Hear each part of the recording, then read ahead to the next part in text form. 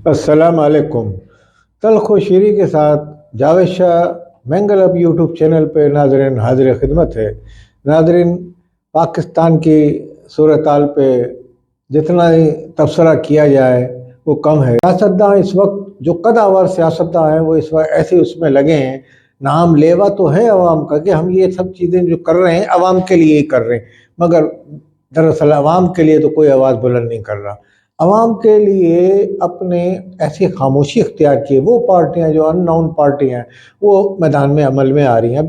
TLP की हड़ताल होती है तो पुरतशद्दुद होता है मामला। तो मैं समझता हूँ कि पाकिस्तान के दूर दराज इलाकों में यानी कि कहीं ऐसा तशद्दुद ना हो, क्योंकि गरीब आवाम ही होती है टीएलपी की हड़ताल में ज़्यादातर। तो वो गरीब आवाम भूख व अफलास से मारी हुई आवाम, उसको पुलिस वाले और उन पर लाठी चार्ज करें या शेलिंग करें या इस तरीके के करें, तो ये चीज़ें ऐसी हैं कि इसको बड़े जो सियासतदान हैं उनको नोटिस लेना चाहिए था, हुकूमत को नोटिस लेना चाहिए।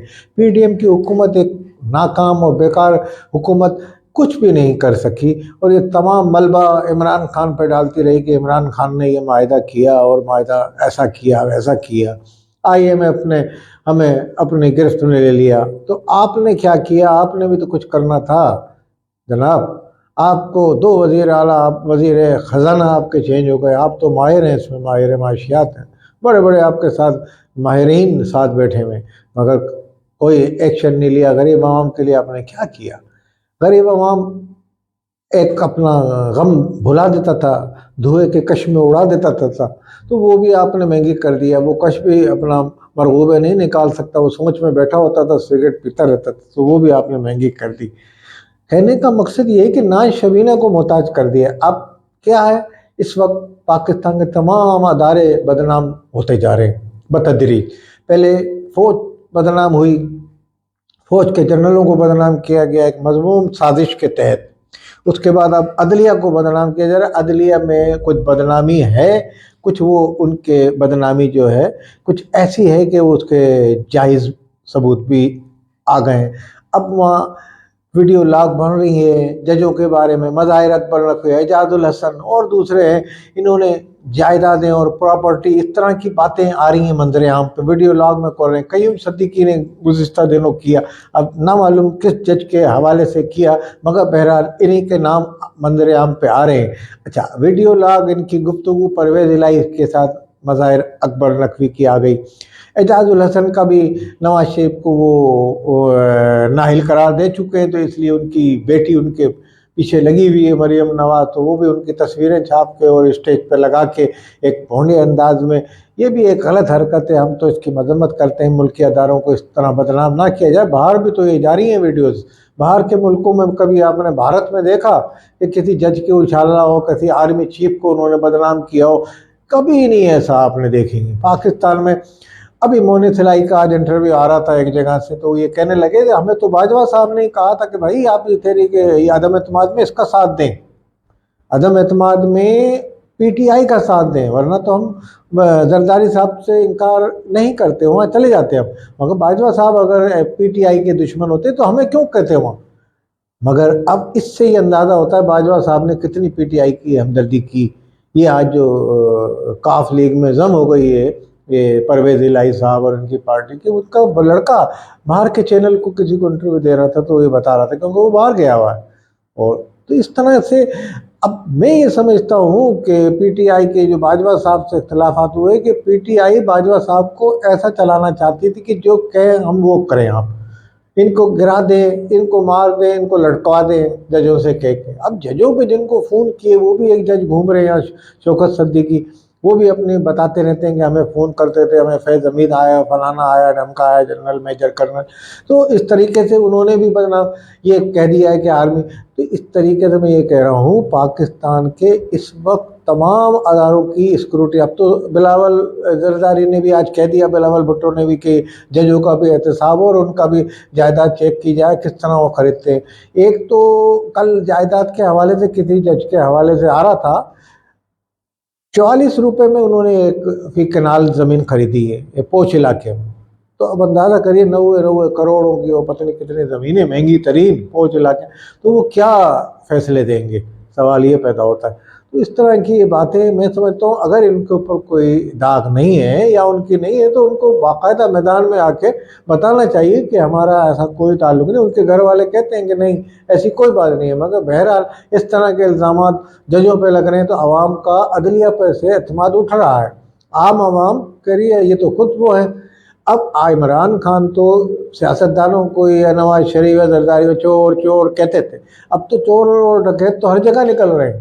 مطلب اگر اس طرح کہا جائے، ان کے الزامات کو غور کیا جائے تو آرمی کے لوگوں کا بھی، بڑی بڑی جنرلوں کی جائیداد، وہ عدلیہ کے ججوں کا نکل آیا ہے، یہ ساری چیزیں آ رہی ہیں۔ اب یہ جو بینچ بنی ہے، 9 رکنی بینچ بنی ہے، اس کو تو بڑے اس کا سامنا ہے۔ اب یہ جو بینچ بنی ہے، الیکشن کرائے، کون کرائے گا، کیسے ہونی چاہیے الیکشن، تو اس طریقے سے یہ جو فیصلہ کرے گا اس میں آپس میں اختلاف ہے۔ انہوں نے مند و خیل نے کہا بھئی یہ نقوی صاحب جو بیٹھے ہیں ان پہ تو الزام لگ چکا ہے اس طرح کی۔ اچھا یہ جو فیصلہ سو موٹو لیا ہے یہ ڈوگر کے کیس پہ لیا ہے، جو ڈی آئی جی پنجاب کے جو آئی جی تھے جن کو متنازع جو ان کو لایا گیا ہے، دوبارہ پوسٹ کیا ہے عدلیہ نے، تو ان کے فیصلے میں یہ کہا گیا تھا تو کہ بھئی الیکشن ہو رہا ہے تو یہ اپنی جانبداری حکومت چاہتی ہے، کوئی ایسا آئی جی اپنا لگانا، نیچ لگانا، ہٹانا چاہ رہی ہے، تو اس حساب سے ان کو وہاں لیا ہے، تو اسی پہ انہوں نے سو موٹو لے لیا۔ اب سو موٹو تو لے لیا چیف جسٹس صاحب نے، مگر وہاں اور جو تحریکیں سمجھ لو اندر ان کے جو مسئلے مسائل اڑ گئے ہیں آپس میں، جج ایک دوسرے پہ، منصور علی شاہ اپنا مند و خیل اور یہ مظاہر اکبر نقوی اور اعجاز الحسن پہ ایک دوسرے پہ وہ کہہ رہے ہیں، اعتراضات ہو رہے ہیں۔ میں تو سمجھتا ہوں اگر یہ معزز ہمارے عدلیہ ہے، معزز جج ہیں، ججوں پہ جب کوئی الزام لگتا ہے تو ان کو اس بینچ کا میں بیٹھنا ہی نہیں چاہیے قانونی طریقے سے۔ تو ان کو اب اس میں اطہر بن اللہ ہے، انہوں نے تو یہاں تک کہا اسمبلی توڑی تو کس گراؤنڈ پہ توڑی؟ ایک چلتی پھلتی اسمبلی تھی، عوام کے مسئلے مسائل کے لیے آپ کو ووٹ دیا تھا، آپ یہاں خدمت کرے عوام کی، آپ نے بلا جواز اسمبلی توڑ دی۔ آپ کی اکثریت تھی، نہ کوئی عدم اعتماد آیا نہ کچھ آیا، آپ نے وہاں توڑ دی اپنی پنجاب اسمبلی، آپ نے توڑی۔ سرحد اسمبلی میں آپ آلے نال تھے کے پی کے میں، وہ آپ نے توڑ دی، تو آپ نے تو عوام کے حقوق کو پامال کر دیا۔ تو اس حساب سے اب یہ بھی امکان ہے کہ اسمبلی بحال ہو جائے، یہ دوبارہ ہو، پھر کوئی اور کیئر ٹیکر وزیر اعظم بٹھا کے الیکشن کرائیں۔ تو عدلیہ کا جو فیصلہ ہے یہ مارچ کے مہینے میں بڑی انقلابی تبدیلی آئیں گی پاکستان میں یہ سمجھتا ہوں، اور پاکستان میں بڑے عدلیہ کی طرف سے فیصلے آئیں گے، اور ججوں کا بھی احتساب عدلیہ پارلیمنٹ سے کیا جائے گا، اور پارلیمنٹ والوں نے اعلان شروع کر دیا ہے، اب قومی لیڈروں نے اعلان شروع کر دیے ہیں پریس کانفرنس میں کہ ہمیں اختیار دیا جائے واپس پارلیمنٹ کو، کہ ججوں سے پوچھا جائے کہ بھئی جائیداد تمہارے پاس کہاں سے آئی۔ تو یہ بھی ایک بڑی اہم بات ہے، ہو سکتا ہے یہ قرارداد منظور کروا لیں، اس وقت ان کی اکثریت ہے پی ڈی ایم کی، تو یہ قرارداد منظور، میں سمجھتا ہوں اس میں عمران خان کو بھی حمایت کرنی چاہیے۔ سیاستداں سدا ایک نہیں رہتی ایک پارٹی، تو سارے حالات سدا ایک جیسے نہیں رہتے، تو ان کو اپنے سیاستدانوں کے ہاتھ بھی مضبوط کرنے چاہیے عمران خان کو بھی، اور اس مسئلے پہ اٹھنا چاہیے کہ پارلیمنٹ کو ججز بھی جواب دہ ہو اور تمام ادارے جواب دہ ہوں۔ قانونی آئینی طور پہ تو میں سمجھتا ہوں وہ ہیں، مگر ججوں کا ایک الگ سلسلہ رکھا ہے کہ ان کا ایک جوڈیشنل کمیشن بنایا، وہ فیصلے کرتا ہے۔ اسی طرح آرمی کا، تو میں یہ سمجھتا ہوں یہ فیصلے ہونا بے حد ضروری ہو گئے پاکستان میں۔ سب کو چور کہنے لگے ہیں، ایک دوسرے کو لوگ کہہ رہے ہیں چور، ہر جگہ چور ڈکیت نکل رہے ہیں۔ اس لیے پاکستان کے عوام فکر مند ہے کہ عدلیہ کی طرف دیکھتے تھے، سپریم کورٹ کی طرف، تو وہاں کے بھی ججوں پہ الزام لگنا چاہیے۔ آرمی کی طرف دیکھتے ہیں تو آرمی کے اوپر الزام لگ رہا ہے، وہ عمران خان نے ان کو اتنا ننگا کر دیا، یعنی کہ اتنا بدنام کر دیا۔ تو اب اس طریقے سے صورتحال ایسی ہو گئی ہے، کچھ حقائق تھے، کچھ اس میں مبالغہ آرائی تھی، تو اس طرح کی صورتحال پیدا ہو گئی ہے۔ تو پاکستان میں اب سب کا احتساب بے حد ضروری ہو گیا ہے، اور یہ احتساب وقت کی ضرورت ہے۔ السلام علیکم ورحمۃ اللہ وبرکاتہ۔